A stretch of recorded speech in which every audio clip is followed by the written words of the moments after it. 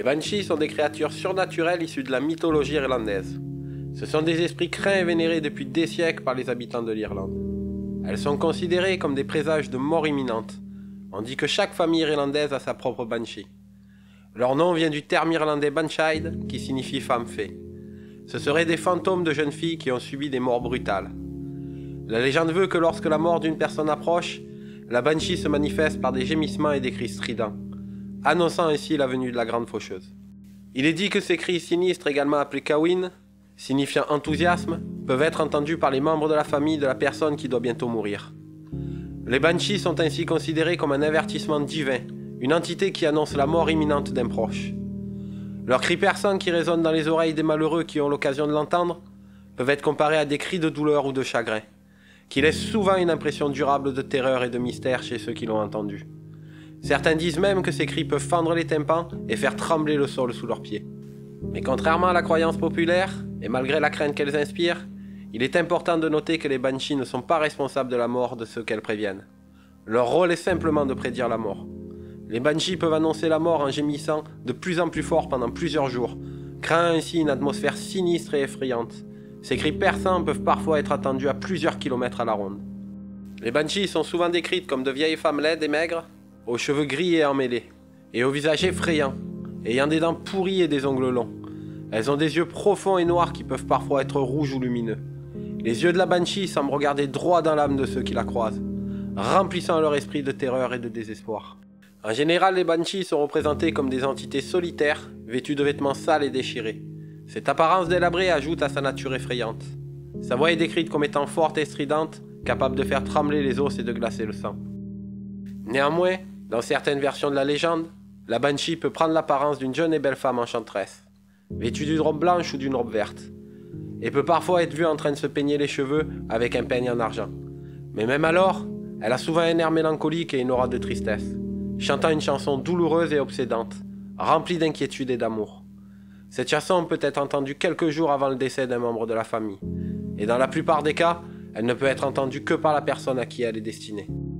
Les histoires des Banshees sont particulièrement répandues dans les régions rurales d'Irlande, où l'on croit qu'elle se déplace le long des ruisseaux et des rivières en hurlant son avertissement de mort imminente.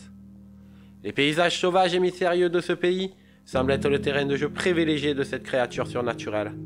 Certains témoins rapportent les avoir vus apparaître au clair de lune dans des lieux reculés et isolés, tandis que d'autres les ont vus surgir de la brume épaisse des champs de bataille, où leurs cris déchirants résonnaient en écho à travers les collines. Certaines légendes disent aussi qu'elles peuvent apparaître directement à l'intérieur des maisons. Parfois, les Banshees peuvent être attachées à une famille spécifique. Dans ces cas-là, elles hantent sur des générations les différents membres de la famille jusqu'à leur mort, les suivant partout où ils vont. Elles ne se montrent pas forcément à chaque membre, mais lorsque l'un d'eux est sur le point de mourir, elles se manifestent pour annoncer la nouvelle.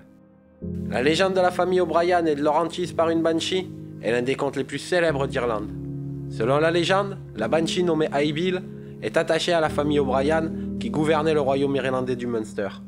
Aibil est une Banshee particulièrement puissante et respectée, considérée comme la gardienne et la protectrice de la famille O'Brien.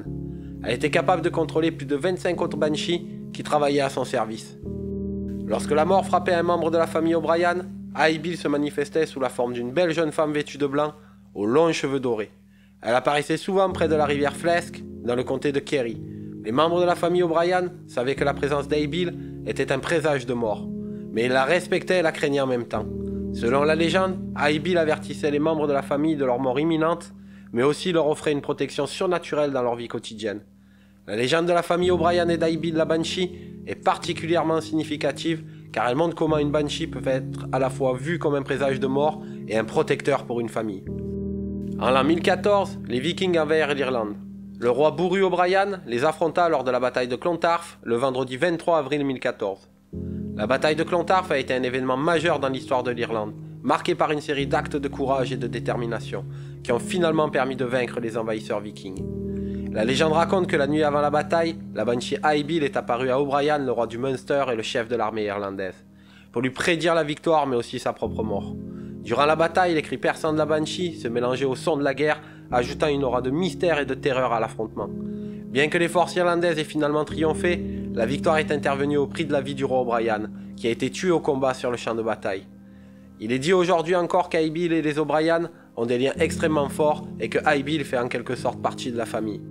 Dans les années 90, une histoire raconte qu'un jeune garçon avait besoin d'un triple pontage cardiaque et a été admis à l'hôpital pour cette intervention délicate. À 7 h du soir, il est rentré en chirurgie et est resté plusieurs heures avant de ressortir. Heureusement, l'opération a été un succès et les médecins ont pu sauver la vie du garçon. Cependant, la grand-mère du garçon qui attendait chez elle le retour de son petit-fils s'inquiétait sur son état. Elle a attendu toute la nuit pour avoir des nouvelles, mais en vain. Au matin, la grand-mère marchait dans sa cuisine lorsque soudain, elle aperçut une banshee en face d'elle, hurlant à plein poumon. Effrayée, la vieille dame ferma les yeux pendant quelques secondes. Lorsque les cris s'arrêtèrent, le téléphone de la grand-mère sonna. Et au bout de la ligne, l'hôpital annonça qu'il y avait eu des complications et que le petit-fils avait été transporté à nouveau en chirurgie. Et que malheureusement, les médecins n'ont pas pu le sauver. Les hurlements de la banshee avaient donc prédit la mort du petit garçon. Qu'elles soient des créatures réelles ou simplement des légendes, les banshees restent une source d'inspiration et de réflexion pour de nombreuses personnes. Leur rôle de messagère de la mort nous rappelle la fragilité de la vie et l'inéluctabilité de la mort. Tandis que leur connexion à l'au-delà nous ouvre à des possibilités insoupçonnées. Les histoires de Banshee ont également inspiré des auteurs, des cinéastes et des artistes du monde entier, témoignant de l'impact culturel durable de ces légendes irlandaises. En fin de compte, qu'elles soient réelles ou non, les Banshees continuent à nous faire réfléchir sur la vie, la mort et l'au-delà. Et cela ne fait que renforcer leur importance dans notre imaginaire collectif. Je vous remercie d'avoir regardé cette vidéo. J'espère qu'elle vous a plu. N'hésitez pas à me dire en commentaire ce que vous en avez pensé. Si ça vous a plu, merci de liker la vidéo et vous abonner. C'est un petit geste pour vous, mais une grande joie pour moi à chaque like et nouvel abonné. Merci à tous et à bientôt pour une nouvelle histoire. Bye bye.